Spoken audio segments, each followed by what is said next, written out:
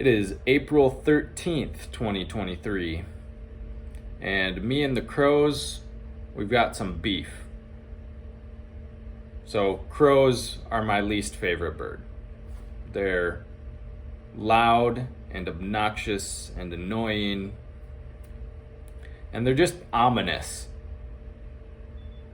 Like, whenever you see a crow, it just gives you this weird feeling inside. At least it does for me. And I think it does for other people too, because a flock of crows isn't called a flock, it's called a murder of crows. So someone knew what they were talking about. And in The Lord of the Rings, they're the servant of Sauron. There's like a ton of different reasons to dislike crows. And there's this big window right outside my room here, and I often see these bald eagles soaring around. And one day I saw a couple of crows and they were attacking the bald eagle. They were like dive bombing it and trying to take it down. I was like, leave my bald eagle alone, you know? And then today I was outside just praying in this nice little grassy area, and there were trees, and it was bright and sunny, and there were all of these birds chirping in the trees because they must have just hatched, and there were all these baby birds making noise. But it sounded really beautiful and just, pleasant. And then all of a sudden, this crow like stealthily swoops in, and the birds just stopped chirping. They went silent. And I was like, oh, I know what's going on. This crow is trying to like steal the baby birds, and they're trying not to be found by it. So I went over there and I grabbed a rock to throw at the crow, but by the time I got close enough, he looked at me for a couple seconds and then he took off and flew away. And so I just went back to praying and relaxing, and maybe 10 minutes later, I saw another crow. I don't know if it was the same one or not. There's a lot of them right around here, and they're massive. And I see him swoop in, and he's got a baby bird in his mouth. And so he brought it down to the ground and dropped it on the ground and started pecking at it. And so I rolled over, and now I threw the rock at him, but I missed, and so he took the baby bird and flew away, and nothing happened.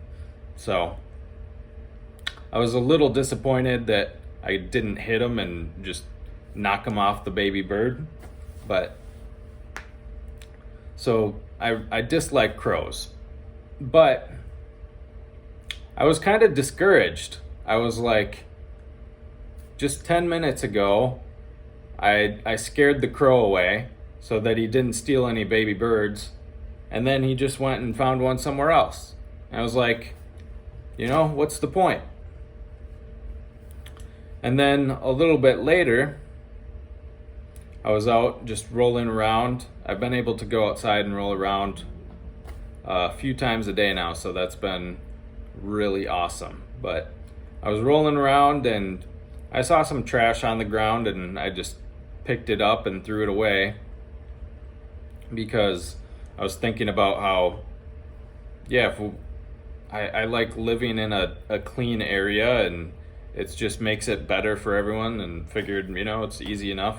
It's right there. I'll pick up some trash. But then I kept rolling, and I noticed trash everywhere. And then I rolled by a car, and there was like some kid just dropping trash on the ground. And again, I was just, very discouraged. Like, what the heck? How, like, whatever I do, it doesn't make any sort of difference at all. And then I thought about this interview I watched yesterday, which was between Lewis Howes and I can't think of the guy's name right now, but he's the person who started Operation Underground Railroad, which is basically this organization that goes and infiltrates child sex trafficking rings and breaks them up and rescues the children. And it's like phenomenal. If you can look up that organization, that guy has some crazy stories. But at one point he was talking about, the amount of children that have been saved through their organization, and how if he just focuses on the statistics, it feels like he hasn't made a dent, because there's literally tens of millions of people being sex trafficked, and he's saved, I think, like 6,000 or something. So it compared to the total number of people out there, it's like we're not even making a dent.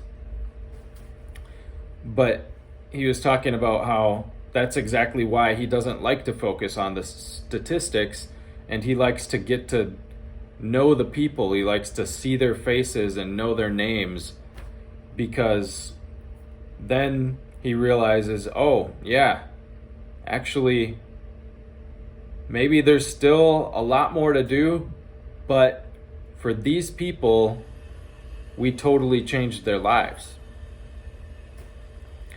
And he ended up telling this story about these traffickers they were chasing around for a couple years and they couldn't find, and he had this opportunity, but it was just for one kid, and it was super dangerous for him to go in there, and he had to go in like undercover in disguise, pretending he was a pedophile, and he went in and took the risk and rescued this kid, and it cost something like $100,000 or something to pull it all off, basically, everything that led to finding this kid. And he wanted to ask his supporters, like, hey, if you knew that we were only going to save one kid, would you take back your donations? Like, would you have not given $100,000 if you knew it was only going to save one kid? And yeah, no one is going to say that. They realize that a human life is immensely valuable. Like, it doesn't matter. Yes, it's worth $100,000 to save that kid. And so, that just got me thinking about how it's really easy to get discouraged when you see a massive problem that needs to be solved, and it's like, where do I even begin? And I think you just begin with doing what you can. For me, if it's picking up one piece of garbage, that's what it is. I remember hearing this story. It might have been Augustine that talked about it, or I can't remember where it came from, but basically the story, it's a fictional story, but there's a kid walking along the seashore, and he's picking up starfish and throwing them back into the sea. And someone comes and asks the kid, like, why are you doing this? There's literally thousands of these starfish on the beach. You're not going to save them all. Like, what difference are you making? And the kid just goes and picks one up and throws it into the sea, and he goes, I made a difference to that one. So yes, just doing what you can with what's right in front of you, it can make a difference. And over time, if you get started, you can build momentum, and it adds up. That's how you accomplish any task, really. And I just finished writing a book, which will be coming out soon, but the way I got through it was just consistently doing small pieces over and over and over again. And eventually, it was like over a year later, I had a book. And it was worth, taking those small steps forward. And I think there's even a biblical parable that speaks to this.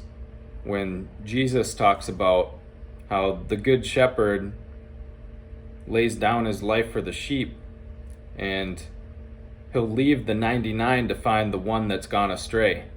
And when he finds the one that's gone astray, he rejoices over it more than the 99 who never went astray. So, yeah, Jesus is saying that even the one, if you're impacting one person, it's worth it. It's worth going after the one to try and help them. Because one life is immensely valuable. So don't get discouraged if you're looking at the mountain you have to climb in front of you and you look at the whole thing. Just start taking steps and you'll get to where you need to go. So that's all I got for today. Peace.